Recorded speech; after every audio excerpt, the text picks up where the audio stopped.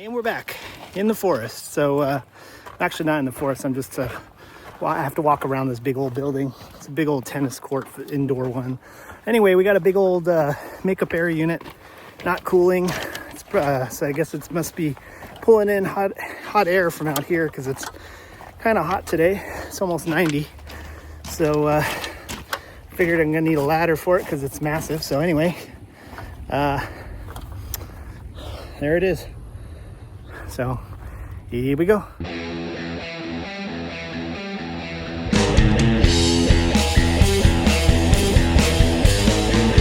right, so the filters are pretty dirty. Yep. This is the overflow drain. It's closed. No water out of this.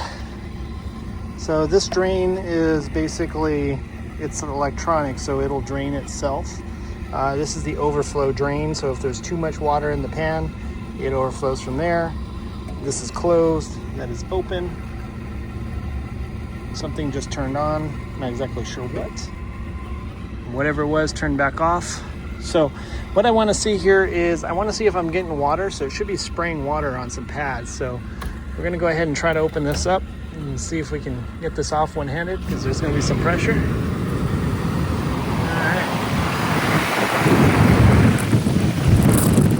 There's water in the pan. Fans are definitely running because I can feel the suction. Look at that. Not stick your finger in there.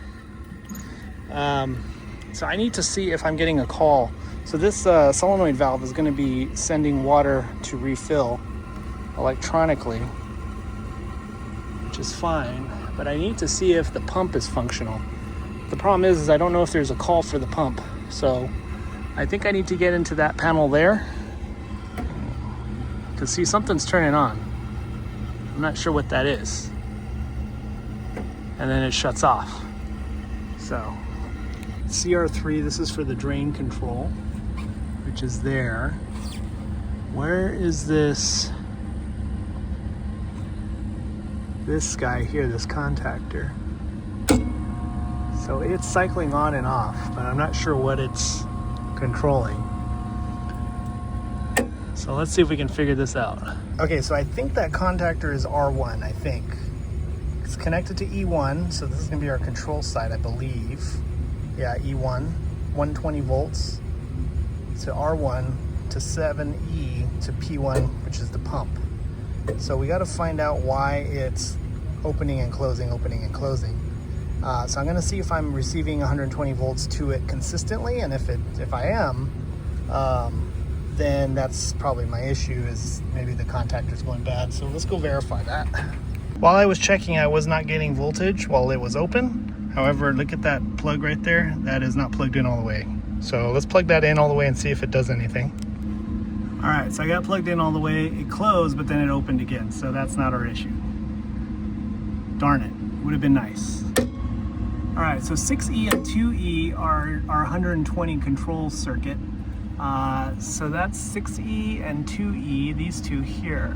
So we'll check to see if we have voltage there, which I should not right now. What did I say? 6E and 2E. 2E and 6E. I should have 120. I do not anymore. So yeah, so for some reason it's cycling off. And this is definitely controlling our pump. So the pump's not spraying water is what's happening.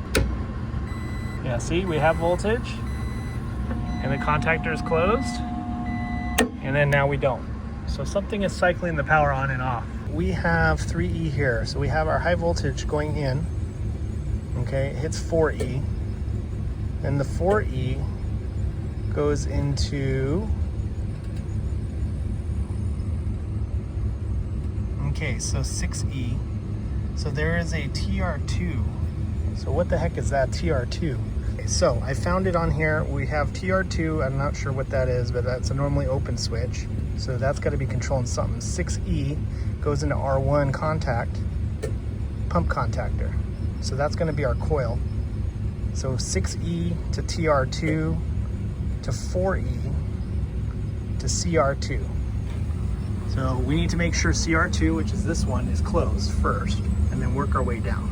Okay, so checking across this one, I should have close to 0 volts, which I do. That tells me that it's closed. Just want to make sure I actually have voltage, so we're going to go to ground. Yep. Okay, cool. So CR2 is closed. All right, so if we see here, it's nice because everything's actually labeled. This is a 4E, right? So if we go here, we can see 4E goes into our low, comes down here, goes into TR2, and then connects to 6E, which connects to the coil of the contactor. So we need to find this, verify that that's actually closed. Okay, so we should be getting voltage consistently between 4E and 2E. 2E is neutral, and 4E is supply, or line voltage. So the contactor is currently open right now, and I am getting voltage, so that's a good sign. So TR2 is this timer thingy here. So we got to see if this is our culprit, because it is fed by 4E. So we have 4E going into it, and then it comes out on 6E. All right, so 4E is going in, and then 6E is coming out. So 6E is out, so we should need to see if we have voltage there. Okay, so I'm checking from 6E, and I have no voltage. Contactor is currently open. I'm gonna wait till it opens or closes again, and if I have voltage, yep, I have voltage. So this is where I'm losing my voltage. So I need to see what's up with that. I have no idea what this is. Again, I'm too familiar with these units, but I know electricity or controls enough to kind of figure it out. So let's see. Next thing I want to do is I'm going to go ahead and get the pump to run nonstop, but I need to locate the pump because I want to make sure the pump actually functions. Okay, cool. So we found the pump. Sweet. So now I need to figure out how to get this thing to run nonstop. So I think I'm just going to bypass the contactor just because I want to test that. I got it all bypassed. I got voltage coming in through 7E, which will come out through my jumpers into there and then into the pump. So and then I have the time delay removed so the contactor won't open and close. So let's go see if the pump works. All right, so it looks like our pump is functional. You can see the water. Man, I almost sucked my phone out of my hand. All right, good. So we know that the pump is now operational, so that's good. Again, this it's confusing, but anyway, 4E is our voltage coming in, and it goes into a low level switch, which comes to 5E, which powers the coil for that timer. So I checked between 5E and 2E, and I saw that whenever the contactor closed, or I'm sorry, when the contactor opened, there was no voltage here as well. So the only thing that's controlling the relay, or I'm sorry, the coil to that timer is going to be this low level switch. So we need to find that. So I've located the low level switch, which is this guy right here. Whoops, this guy here. So I need to see if I can see. I'm going to verify that it's actually not functional. So it looks like it comes out through here. It's these two white wires. So I'm going to verify that this thing is actually functioning properly, and then we'll go from there. So I have this set to continuity. So right now it's currently open. So it is low level apparently. So supposedly if I lift this, it should tone. Yeah.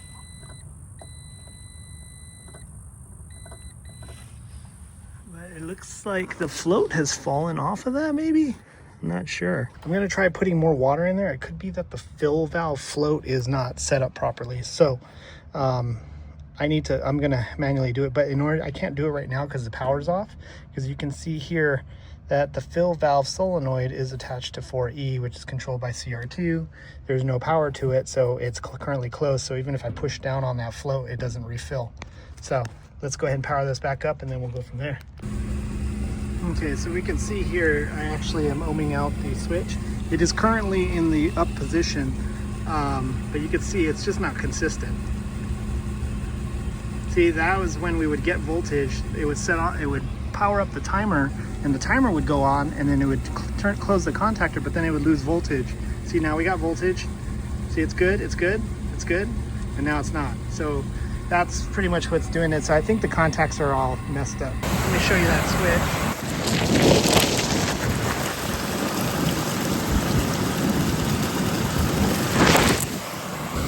currently have it bypassed, and the contactor's been closed the entire time. So we're gonna get a new float switch and then go from there.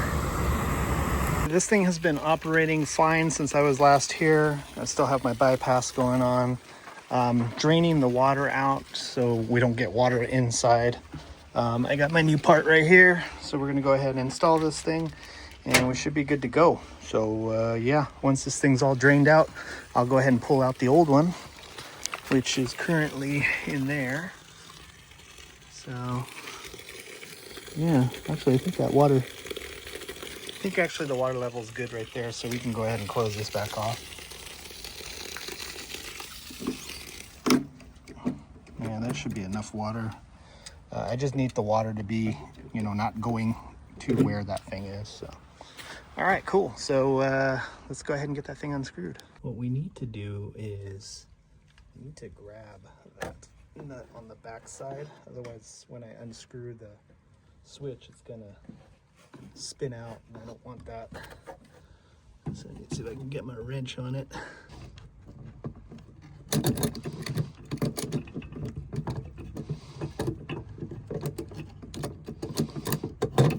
Nice. I got it loosened enough where I can do it with my hand. All right, comfort grip, don't fail me now.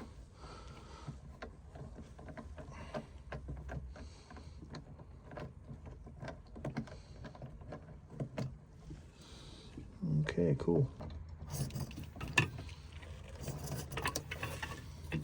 Okay. Cool. I don't know if this shows up on camera, but the floater, there's water inside the floater. So it made it heavier, so it wasn't floating. It lost its buoyancy. Yeah, it's all leaking out right now. So now I need to thread the wire through there. And I've cut off the excess. Or I've cut off the metal part, so. And then I have to get through this 3/8 elbow here, so this is gonna be kind of difficult. Okay, it's in there. I'm gonna go ahead and grab it with some needle nose. We got that wire in there. Need to grab it. Needle nose. There we go. Cool. All right, and then we're gonna have to thread it through here. But I want to get this installed and then I'll deal with that. And for a little cheap insurance, I've put some Teflon tape on the threads there. And then we have to make sure that this thing is pointed down so it'll float up. As I'm putting this, I'm pulling on the wire on the other side. Okay, so now we just need to go ahead and get our thread started. So there we go.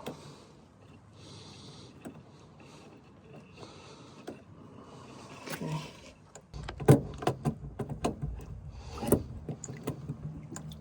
Okay. All right, I gotta make sure I dry off these tools really good so they don't start rusting on me. All right, cool. So now we got that in place, we need to go ahead and wire it up. Here's the old one, by the way. The water is drained out, but I could see that there was actually water inside this little floater thing. And honestly, the new one has got a better floater. It's much more bulbous, but there was water inside this. And you can see here, it's actually, looks like there's a crack right here on the end. That's probably how the water got in there. So that obviously affected the buoyancy, so it wasn't floating great, so it wasn't making good contact. Because I believe this is a magnetic reed switch. But I mean, if it's not on there all the way, it's not gonna make a good contact. But yeah, so I think that's what our issue was. So I'm gonna go ahead and thread these wires through. Shouldn't be too difficult. I'm just gonna pull this off and thread it there and then pop it back on there. And then we'll wire it back into our wires.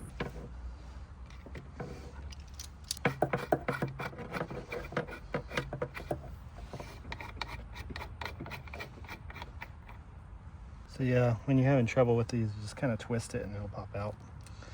All right, sweet.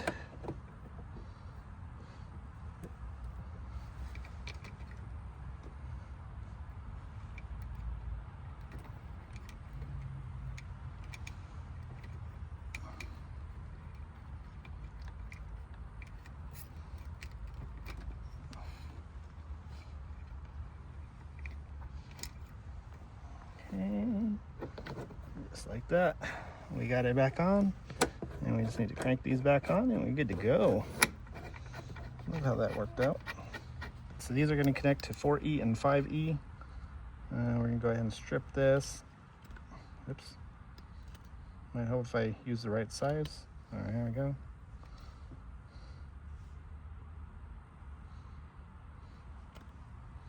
So apparently I found out that they've come out with a new version of this wire stripper, but instead of the curve, it's got the straight handle. So let me know in the comments below if you'd like to see that on a Tool Tuesday. Because I'm always trying to find the perfect stripper. I really like the Knipex. I know because you guys are probably saying, you use the Knipex. I like it, but it doesn't do 10 or 18. It says it does on the paper, but it actually doesn't. I've tried. You can do it, but you have to like grab the wire and twist and then kind of pull, and it's not consistent. And this does everything I need to do, and it's like half the price. And it's Klein, man. Can't go wrong with the Klein. Well, yeah, you can go wrong with Klein. Klein sometimes makes mistakes, but for the most part, they're pretty good stuff, especially when it comes to stuff like this. When they're getting to their experimental stuff, obviously, sometimes it's a hit or miss, but that's what you get when you come out with like really cool, innovative stuff. Sometimes it doesn't work out. Like sometimes it looks good on paper and sometimes it's not. I'm going to go ahead and just cut these back and restrip them. Whenever I do any kind of stuff like this, I always like to create new clean connections. I don't know if that's just me, but it's probably how you should roll. There's nothing wrong with it. It takes a few extra seconds. And then you verify that you have nice clean connections, because this is interesting. This copper is black. Probably corroded because of the moisture that got in there. There's a little bit of rust in here. That's why I use Teflon. So hopefully we don't get no moisture in there. Okay, so we're going to go ahead and reconnect this to 4E and 5E.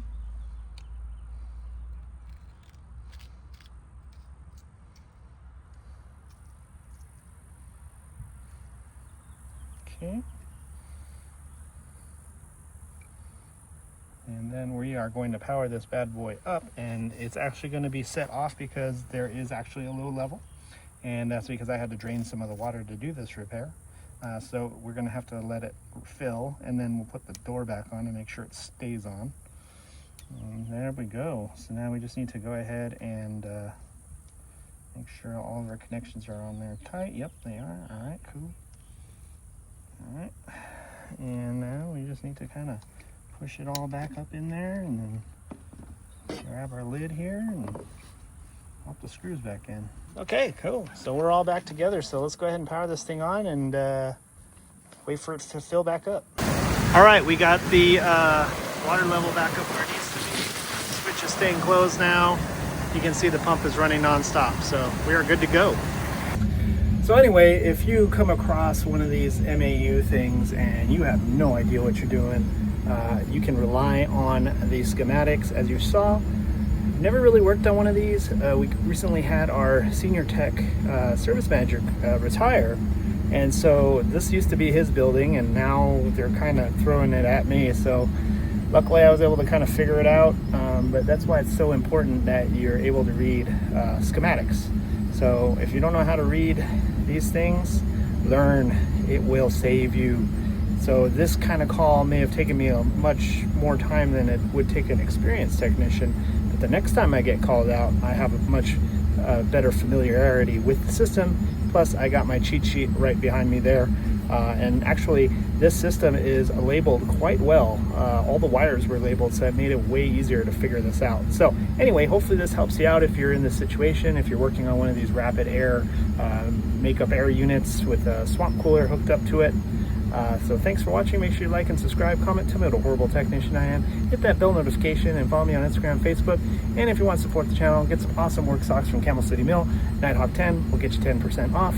And if you like the tools that I use, you can pick those up in the products section right there. So thanks for watching. We'll see you on the next one.